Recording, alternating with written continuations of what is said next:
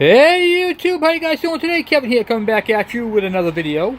Well, we're gonna fire this bad boy off, and here it runs. Right here, just keep it right on the board.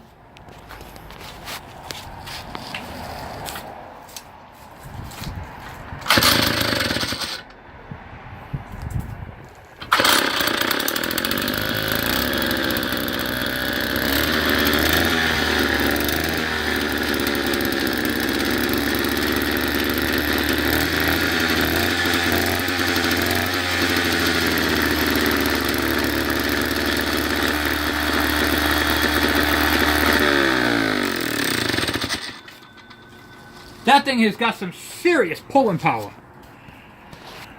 So I had this thing, I adjusted it up from right here. It was kind of a nightmare to do. Let me just focus you guys back down a little bit. This is that that needle I was telling you about. There is no idle stop on that. So on the Lawn Boys, see this little disc right here at the bottom? You can actually rotate that to give you your throttle idle speed. This thing runs absolutely amazing. I'm running a 32-to-1 mixture in it. Got the clutch on there. That all came out absolutely awesome. You can see it's got the clearance in back there. You can see the gold ring for the spacer. So basically that's it. We just got to do the throttle linkage, which I'm going to do when I get the bike. I'm not going to mess with that just yet because I'm not exactly sure how I want to do it. Never modify things without all the parts. Finish them off. So so far we got the clutch on and done. The clutch modification, the muffler, engine's flipped around, the Lawn Boy carburetor, cleaned out the fuel tank. I did end up putting the fuel tank back on it, guys. We mounted the primer bulb and ran the line. You can see the line right there going up to it, the fuel filter, and the switches underneath still. And that right there is all there is to the Tecumseh. It's up and running, and it runs great. Now, you'll see the can carburetor cleaner. I couldn't do this without my tripod, so you remember when I took the old carburetor off, the mounting was different. So what I did was I sprayed around there to see if the engine would change in idle, or if it would race up, or if it would cut down. By doing that, I'm checking for a leak at the manifold. And this thing is solid. There's no leaks on it, and it looks good. Look at that, huh, guys?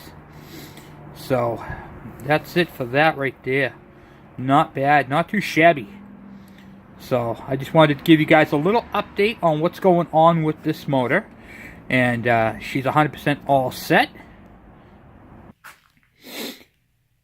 Alright, and I wanted to give you guys a little update on the kv75. Okay, so if you have one of these kv75s and you're going to adjust the points, you got a time mark up here, and there's one right up in there. Now, if you do this modification, okay, on the condenser, which it goes inside here, you'll see that timing mark right there. That lines up on a timing mark on the condenser, a little piece of metal plate that sticks off of it. Okay, I don't know if you guys can see it or not. There's a plate right in here. Right there. That little tab and that mark right there line up when the engine's idling. And using your, what do you call it there? Your, shrink you guys back down. Your timing light. So, that's where it is. But this is typically down here. But because I had to move the timing for the plate, the ignition, that condenser is coming back up because there's no points. This is CDI. I mounted that back to the plate so I could see where it was in reference to. So that can come off. There is no points. This is CDI.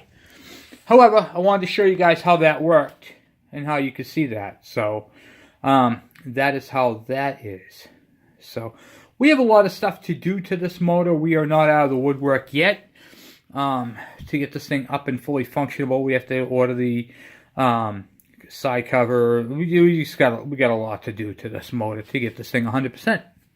However, I would be honored to do this video for you. So I figured I'd do an update. Oh, I'm out of breath. I can't even talk. But yeah, I'm on to do the videos for you guys and get these things done so you guys can convert your KV 75 or MC1 to CDI ignition. I am going to do a fire off video hopefully this week. I got to mount it back on the frame here. I've been working on the frame. We just got the cables done, the two brake cables done. They were kind of stiff, so I wanted to get those done, and all set. And thank God that came out quite well. Woo!